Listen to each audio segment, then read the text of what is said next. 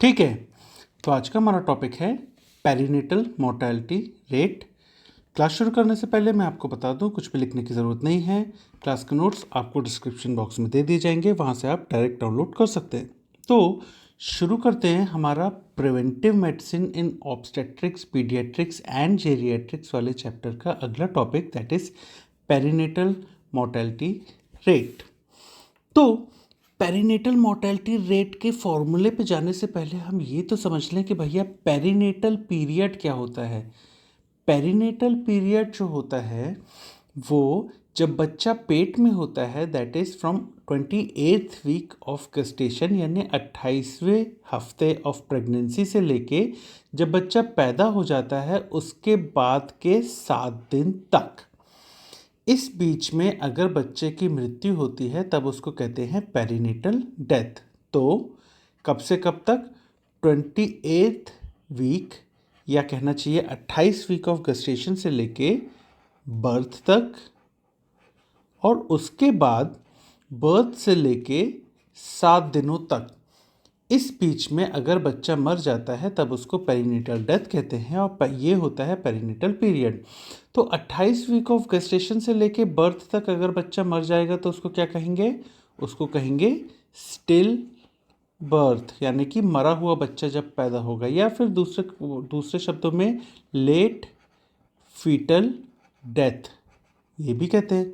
अब जब बच्चा पैदा हो जाता है उसके बाद विद इन 7 दिनों में अगर वो मर जाता है तो उसको क्या कहते हैं? Early neonatal death. ओके, तो ये है, आपको याद रखना है कि 28 वीक ऑफ गेस्टेशन से लेके बर्थ तक में अगर मृत्यु हो जाए, या बर्थ से लेके 7 दिनों के अंदर, तो उसको कहते हैं पेरिनेटल डेथ। और पेरिनेटल पीरियड क्या होता है? पेरिनेटल पीरियड होता है 28 वीक ऑफ गेस्टेशन से लेके 7 दिन ऑफ बर्थ तक। अब याद रखना कि कई किताबों में ये अलग भी दिया हुआ है। कई किताबों में पेरिनेटल पीरियड जो है वो 22nd वीक ऑफ गेस्टेशन से लेके 7 दिनों तक दिया गया है। वो क्यों? क्योंकि WHO, वर्ल्ड हेल्थ ऑर्गेनाइजेशन के हिसाब से 22nd वीक से 7 डे है, लेकिन इंडिया में ज़्यादातर जगह और ज़्यादातर किताबों में आपको 28 वीक ऑफ गेस्टेशन से लेके 7th डे आफ्टर बर्थ में पेरिनेटल पीरियड मिलेगा। ठीक, तो ये तो हो गया पेरिनेटल पीरियड। अब हमने क्या कहा? हमने कहा कि भैया स्टिल बर्थ इसमें इंक्लूडेड होती है और अर्ली नियोनेटल डेथ इंक्लूडेड होती है। अब स्टिल बर्थ मतलब मरा हुआ बच्चा पैदा होता है, तो बच्चा मरा हुआ है तो जिंदा बच्चा, यानी वायबल चाइल्ड जो होता है ना, कि भाई चाइल्ड वायबल हो गया था इतने हफ्ते बाद, ठीक है, वो बोलते हैं। तो वो वायबल चाइल्ड का मतलब क्या होता है कि वायबल चाइल्ड कब कहेंगे? ये PSM की लैंग्वेज। आप ये नहीं बोलोगे कि बच्चे में ग्रोथ दिखने लगी थी, बच्चा सांस लेने लगा था, बच्चे के लंग्स में एयर थी। आप वायबल चाइल्ड जो है वो मेडिकल लैंग्वेज में कब कहोगे? वायबल चाइल्ड आप कहोगे कि अगर बच्चे का वज़न 1000 ग्राम से ज़्यादा था तब वो वायबल चाइल्ड था।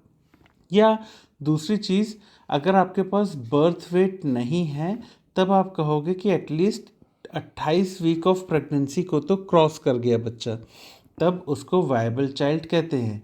और अगर आपके पास बर्थ वेट भी नहीं है, गेस्टेशन पीरियड भी नहीं है, तब आप क्या कहोगे? तब आप कहोगे कि जब बच्चा पैदा हुआ था तो उसकी लेंथ कितनी थी। याद रखना, हमने कहा था कि जो छोटे बच्चे होते हैं उनमें लेंथ नापी जाती है, बड़े बच्चों में हाइट। तो एटलीस्ट 35 सेंटीमीटर या उससे ज़्यादा अगर लेंथ है तब कहोगे कि बच्चा वायबल है।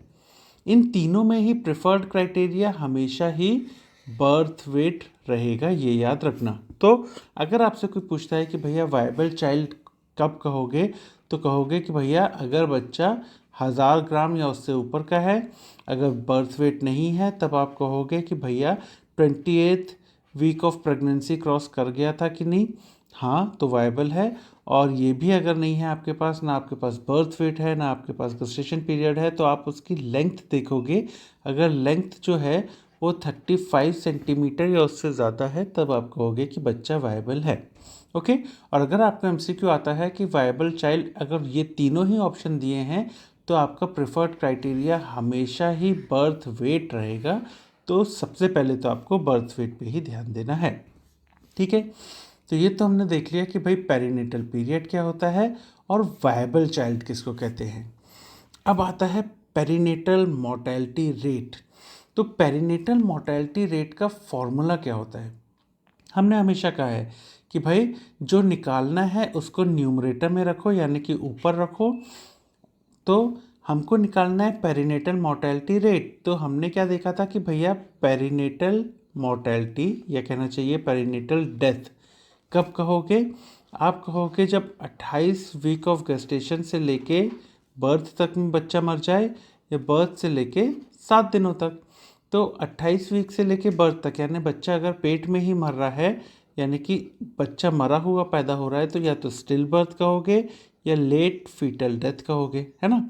और बच्चा अगर बर्थ और पहले 7 दिन के बीच में मरता है, तो ये बर्थ और यानी कि पहला हफ्ता जो होता है उसको क्या कहते हैं? उसको अर्ली नियोनेट कहते हैं, यानी कि अर्ली नियोनेटल डेथ। बच्चा पैदा होने और 7 दिन के अंदर अगर मर जाता है तो उसको अर्ली नियोनेटल डेथ कहते हैं। तो देखो, जो हमने कहा कि पेरीनेटल जो भी निकालना है उसको ऊपर रखो, तो ऊपर क्या रखा हमने? जो निकालना है पेरीनेटल डेथ में दोनों ही आएंगे। तो लेट फीटल डेथ, या कह सकते हैं still birth plus early neonatal death divided by total live birth into 1000।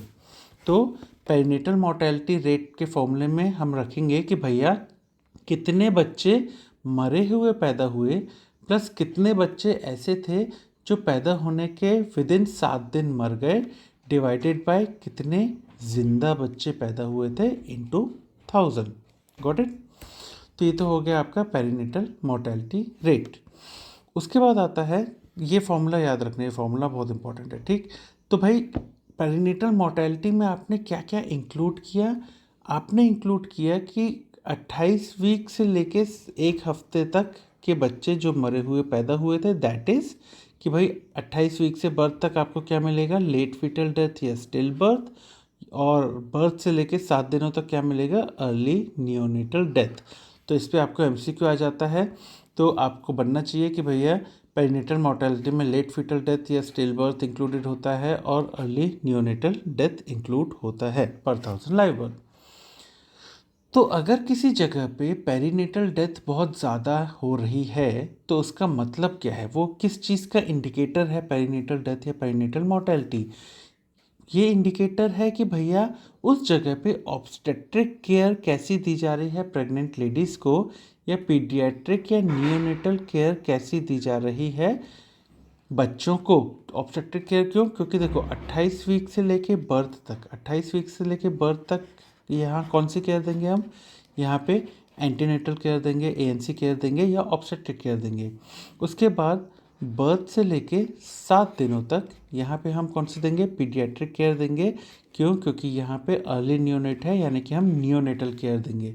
तो it is a very good indicator कि वहाँ पे ऑब्स्टेट्रिक केयर और पीडियाट्रिक या नियोनेटल केयर कैसी दी जा रही है उस समय पे, उस कंट्री या उस एरिया में। तो आप बिफोर एंड आफ्टर का कंपैरिजन कर सकते हो कि डिलीवरी के पहले, डिलीवरी के समय कैसी केयर दी गई थी, ठीक। अगर हम बात करें इंडिया की, तो इंडिया का पेरीनेटल मोर्टेलिटी रेट 23 है पर 1000 लाइव बर्थ, यानी कि करीब हर 1000 जिंदा बच्चों में करीब 23 मरे हुए बच्चे पैदा होते हैं या पहले ही 7 दिन में मर जाते हैं। तो that is perinatal mortality rate. अब इसको याद कैसे करेंगे? ये 23 को याद कैसे करेंगे? 23 को याद करने के लिए आप ऐसे निकाल सकते हो। आप क्या निकाल रहे हो? आप पेरीनेटल मोर्टेलिटी निकाल रहे हो। पेरीनेटल मोर्टेलिटी मैंने क्या कहा था? किन चीज़ों को ऐड करोगे? Still birth plus early neonatal death, यही करोगे ना। हमने कहा ही था कि भाई पेरीनेटल मोर्टेलिटी में स्टिल बर्थ और अर्ली नियोनेटल डेथ को ऐड करोगे। तो ये 23 को याद करने के लिए आप कैसे याद करोगे? पेरीनेटल मोर्टेलिटी क्या होती है? पेरीनेटल मोर्टेलिटी होती है still birth plus early neonatal death. तो ये जो S है इसको उल्टा कर दो तो बन जाएगा 2, और ये जो E है इसको उल्टा कर दो तो बन जाएगा 3। तो पेरीनेटल मोर्टेलिटी कितनी हो गई आपकी? 23 हो गई। ऐसे आप याद कर सकते हो कि भैया पेरीनेटल मोर्टेलिटी इंडिया की 23 है। समझ गए? अब आता है भाई, आपने ये देख लिया पेरिनेटल मोर्टेलिटी क्या होता है, इसका फॉर्मूला क्या होता है, इंडिया में कितनी है। अब आता है कि इसके मेन कॉजेज़ क्या है, पेरिनेटल मोर्टेलिटी के मेन कॉजेज़ क्या हैं। तो जो पेरिनेटल मोर्टेलिटी है, जब हमने पहले ही कह दिया कि इसको 3 हिस्सों में बांटा गया है, तो हम इसके कॉजेज़ को भी 3 हिस्सों में कैसे, देखो हमने क्या कहा था, पेरिनेटल मोर्टेलिटी क्या है, 28 वीक से लेके बर्थ तक, इस बीच में अगर बच्चा मर जाए, और बर्थ से लेके 7 दिनों तक, यही कहा था हमने। तो वही तो कहा कारण है, देखो इसमें अगर बच्चा मरेगा तो हम क्या कहेंगे, स्टिल बर्थ, और इसमें अगर बच्चा मरेगा बर्थ से 7 दिन में, तो अर्ली नियोनेटल डेथ। ठीक है, तो बस इन्हीं के कारणों को पता लगा लो। तो ये 3 पॉइंट है आपके पास कि भाई एंटीनेटल कॉजेज़ क्या होंगे, एंटीनेटल कॉजेज़ होंगे 28 वीक से लेके बर्थ के बीच में एंटीनेटल कॉजेज़ हो जाएंगे, बर्थ के समय इंट्रानेटल कॉज हो जाएगा, और बर्थ से लेके 7 दिन तक पोस्टनेटल कॉजेज़ हो जाएंगे। समझ गए। तो ऐसे आप याद कर सकते हो। अब एंटीनेटल कॉजेज़ में क्या क्या आएगा, एंटीनेटल कॉजेज़ जब बच्चा माँ के पेट में है तब किन किन वजहों से बच्चा मर सकता है। तो या तो माँ को कोई बीमारी हो जाए, यानी कि या तो हाइपरटेंशन हो माँ को, या तो डायबिटीज़ हो माँ को, या तो एनीमिया हो माँ को, तो उनकी कॉम्प्लिकेशंस की वजह से बच्चा पेट में ही मर सकता है।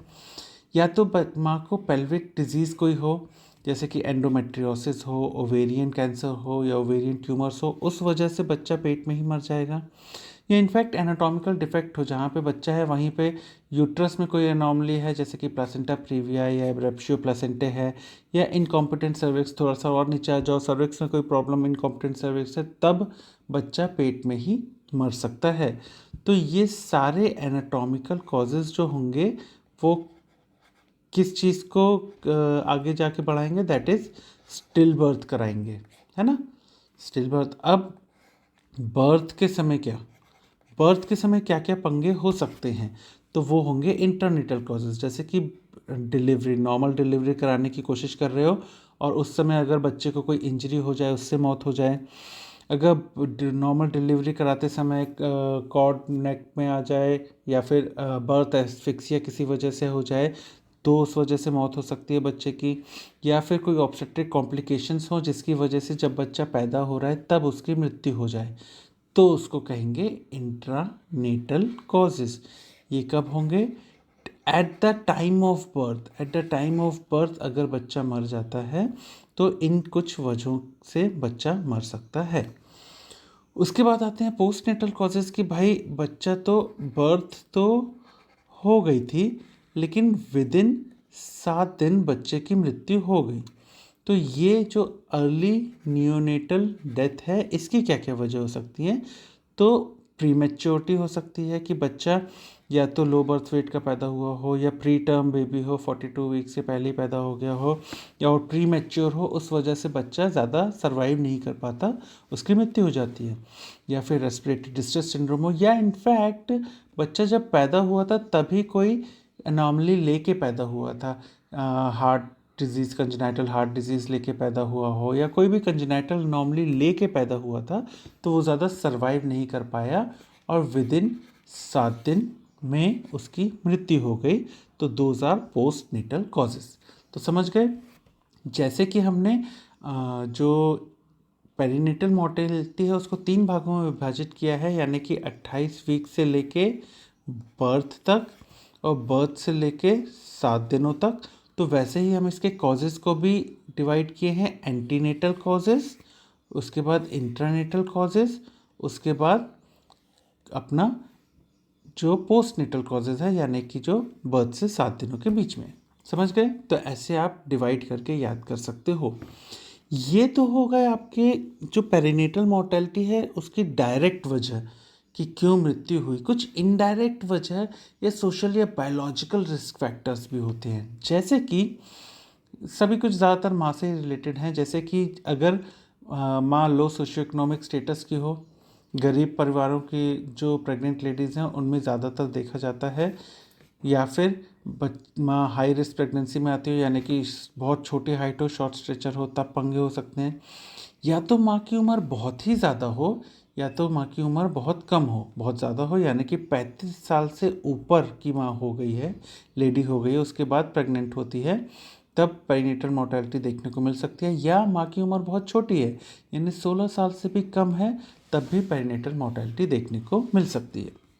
उसके अलावा हाई पैरिटी यानी कि बहुत सारे बच्चे पैदा कर चुकी है, जो अभी पेट में बच्चा है या तो वो 5वां या 6वां बच्चा है या उससे भी ज़्यादा नंबर का है, यानी कि इससे पहले उसके 4 बच्चे हो चुके हैं, 4 बार प्रेग्नेंट हो चुकी है, तब भी हाई रिस्क प्रेगनेंसी में आएगी, तब भी पेरीनेटल मोर्टेलिटी हो सकती है।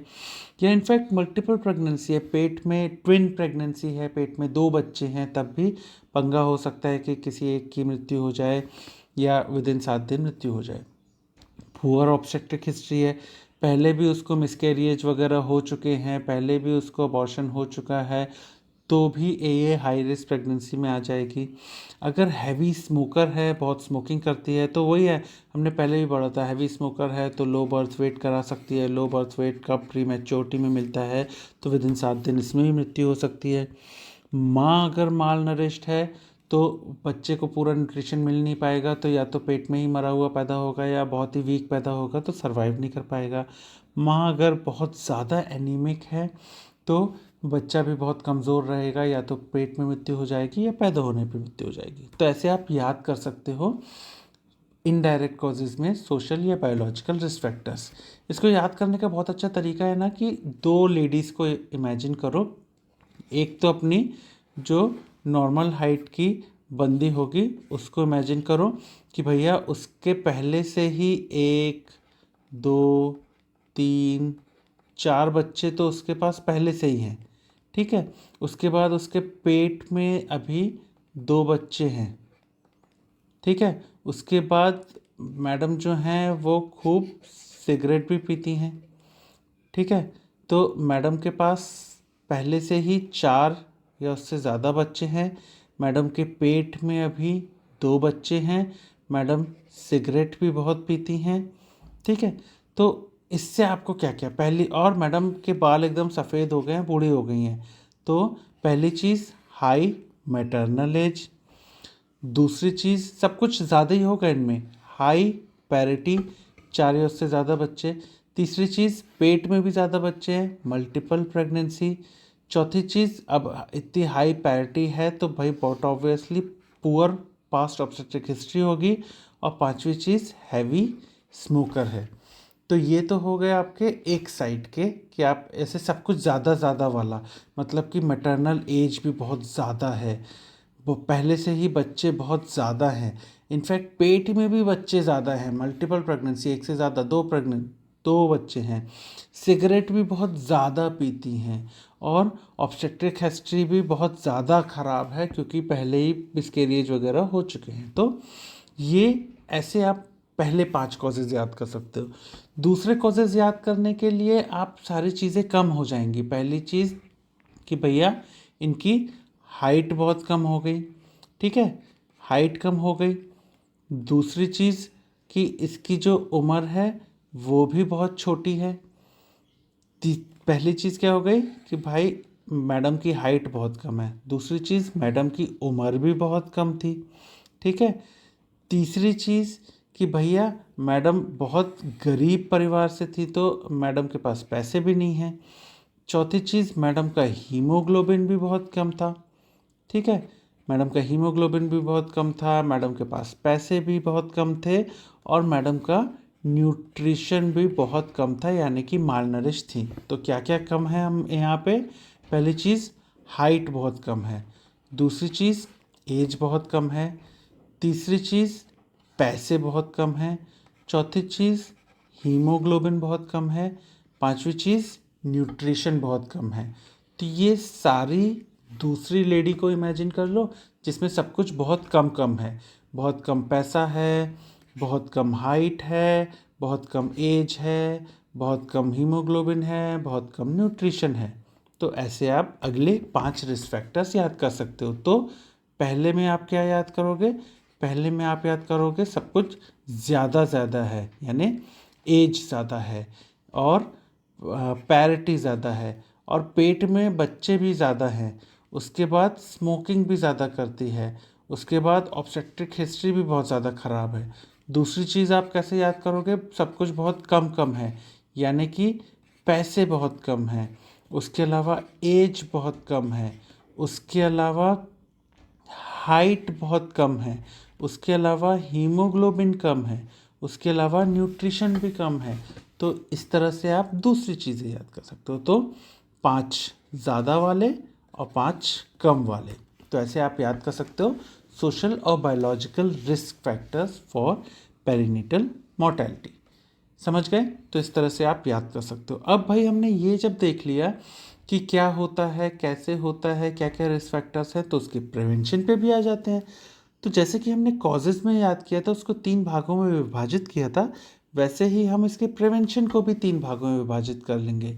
तो पहला भाग होगा कि भाई ड्यूरिंग प्रेगनेंसी या प्रेगनेंसी के भी पहले ऐसी कौन कौन सी चीज़ें की जा सकती हैं जिससे बच्चा पेट में या विद इन 7 दिन ना मरे। तो भाई वेल टाइम्ड, वेल स्पेस्ड और वांटेड प्रेगनेंसी। वेल टाइम्ड होगी और वेल स्पेस्ड होगी, यानी 2 बच्चों के बीच में आप कम से कम 3 या उससे ज़्यादा साल का गैप रखोगे तो बच्चे के मरने के चांसेस कम होंगे। और वांटेड प्रेगनेंसी होगी, वांटेड प्रेगनेंसी होगी यानी कि माँ बनना चाहती है, ऐसा नहीं कि एक्सीडेंटली अरे यार प्रेग्नेंट हो गए ओ शिट, ऐसा नहीं, माँ बनना चाहती है, प्लान्ड प्रेगनेंसी है, तो बच्चे का और ज़्यादा ख्याल रखते हैं वो लोग।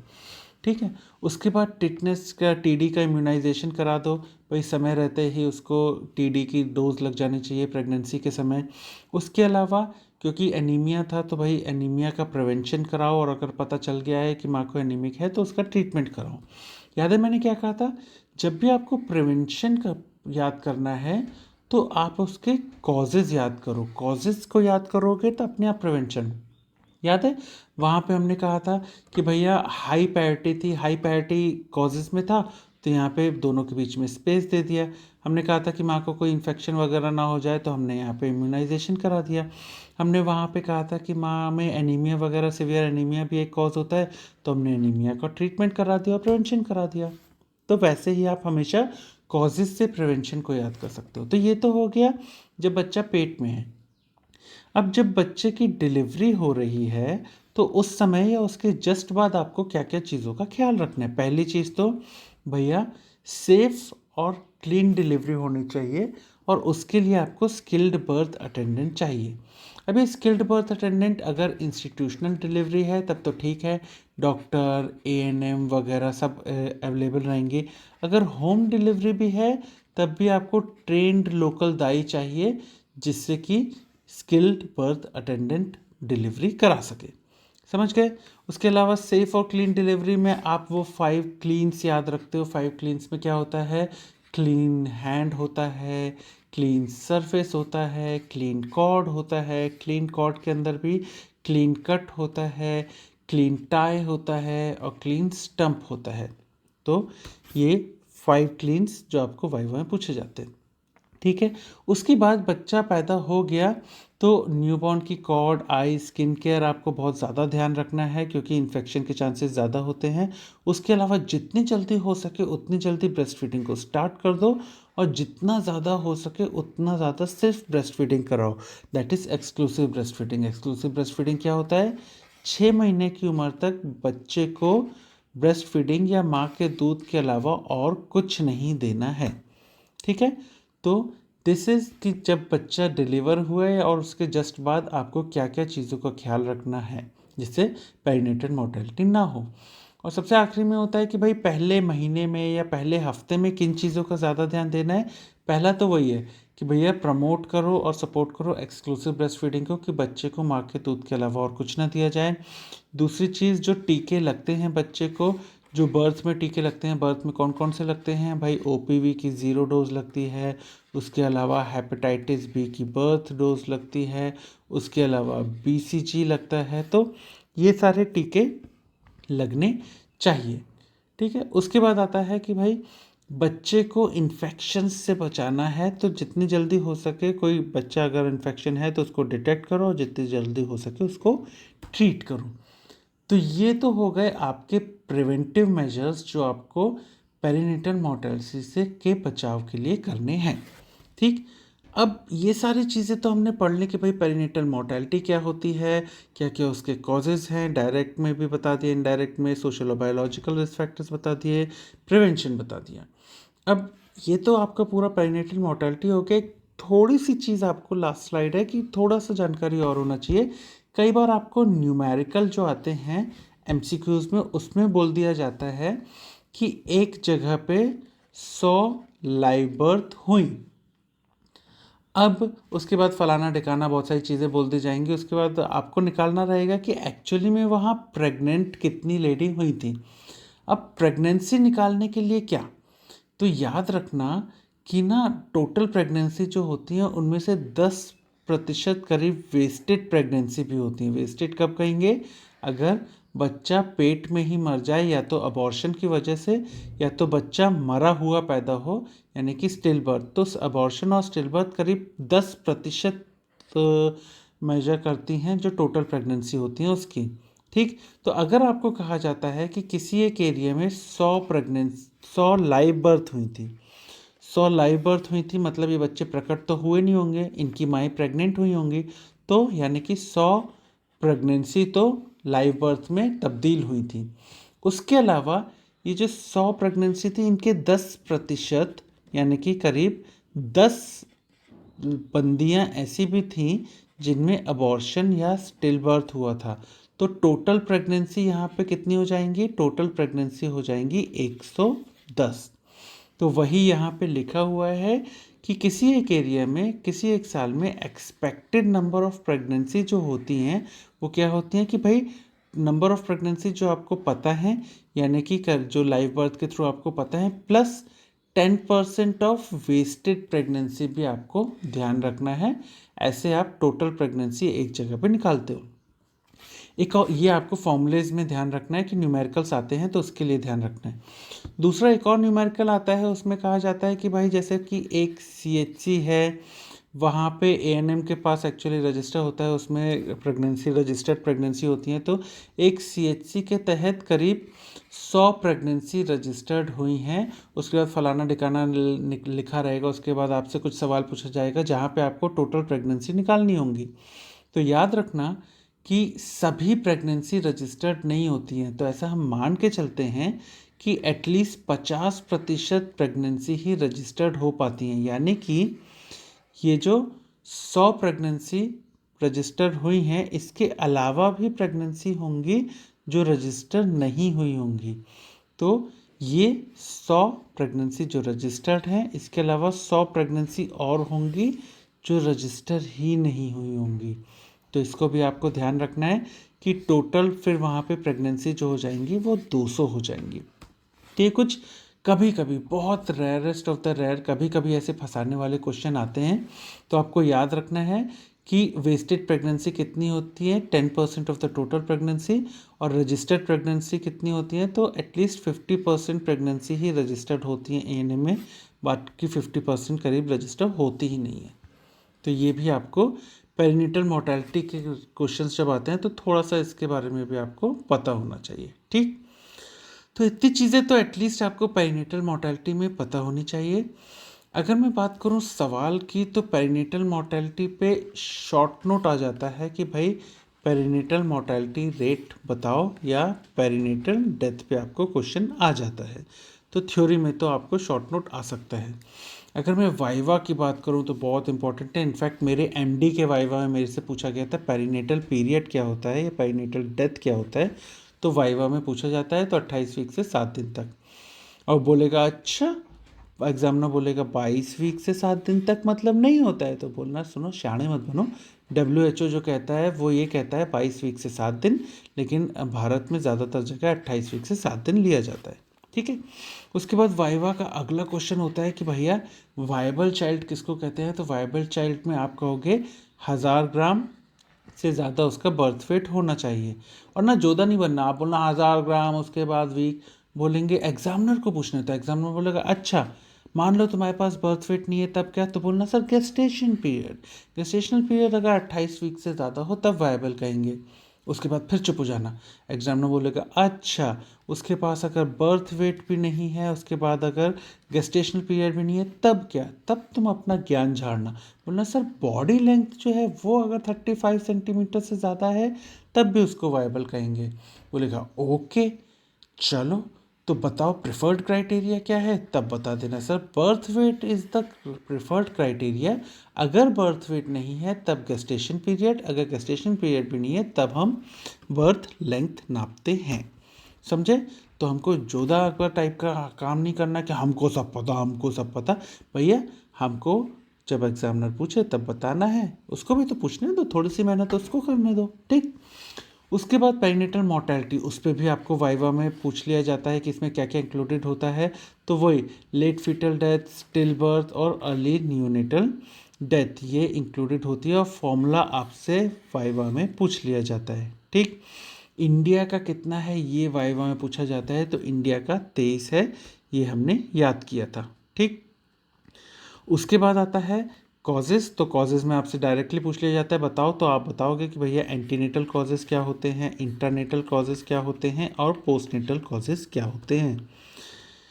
रिस्क फैक्टर्स आपसे डायरेक्ट पूछ लिया जाता है कि रिस्क फैक्टर्स क्या क्या है, तो वो जो 2 तरह से हमने याद किए थे वैसा आप बता सकते हो। और प्रिवेंशन भी आपसे पूछा जाता है वाइवा में कि प्रिवेंटिव मेजर्स क्या हैं। क्यों? क्योंकि ना यहाँ पे हर जगह 3-3 में डिवाइड किया है, इसलिए उसको पता है कि कहीं ना कहीं तो आप फंसोगे, तो एग्जामिनर पूछ लेता है। और इनफैक्ट कभी कभी वाइवा में पूछ लिया जाता है कि वेस्टेड प्रेगनेंसी कितनी होती हैं या कितने प्रतिशत प्रेगनेंसी रजिस्टर्ड हो पाती हैं। तो 50% प्रेगनेंसी ही रजिस्टर्ड हो पाती हैं और वेस्टेड प्रेगनेंसी करीब 10% होती हैं टोटल प्रेगनेंसी की, ठीक। अगर मैं बात करूं एमसीक्यूज़ की, तो जितने भी अंडरलाइन पार्ट हैं हमारे नोट्स और स्लाइड में वो सभी पीजी एंट्रेंस एग्जाम में पूछे गए एमसीक्यूज़ हैं। तो एमसीक्यू हमको वाइबल चाइल्ड पे मिला था, कब कहेंगे? तो वही बर्थ वेट अगर 1000 ग्राम से ज़्यादा, अगर वो गेस्टेशन पीरियड नहीं है तब भी हमको एक मिला था कि भाई बॉडी लेंथ 35 सेंटीमीटर से ज़्यादा। उसके बाद हमको जो एक क्वेश्चन मिला था कि इसका टाइम पीरियड क्या या पेरिनेटल डेथ क्या, तो वही 28 वीक से फर्स्ट वीक ऑफ लाइफ तक क्या क्या चीज़ें इंक्लूडेड होती हैं। लेट फीटल डेथ या स्टिल बर्थ या और अर्ली न्यूनेटल डेथ इंक्लूडेड होती है। किस चीज़ का अच्छा इंडिकेटर होता है ये? तो ऑब्स्टेट्रिक केयर और पीडियाट्रिक या न्यूनेटल केयर का इंडिकेटर होता है। और इंडिया का कितना है? तो करीब 23 इंडिया का पेरिनेटल मोर्टेलिटी रेट है। Most common cause postnatal causes में क्या होता है? तो प्रीमेच्योरिटी होती है, इस पे भी एक क्वेश्चन आया हुआ है। तो इतने तो एटलीस्ट आपको एमसीक्यूज़ पता होने चाहिए। और एमसीक्यूज़ में ना न्यूमेरिकल्स में कई बार आ जाता है, तो आपको न्यूमेरिकल्स के लिए ये याद होना चाहिए 10% ऑफ प्रेगनेंसी जो होती हैं वेस्टेड प्रेगनेंसी होती हैं और करीब 50% प्रेगनेंसी ही रजिस्टर्ड होती हैं। ये भी आपको एमसीक्यू के जो न्यूमेरिकल्स आते हैं उसके लिए याद होना चाहिए, ठीक। तो इतनी चीज़ें हैं जो आपको एटलीस्ट याद होनी चाहिए पेरिनेटल मोर्टेलिटी रेट में। Thank you.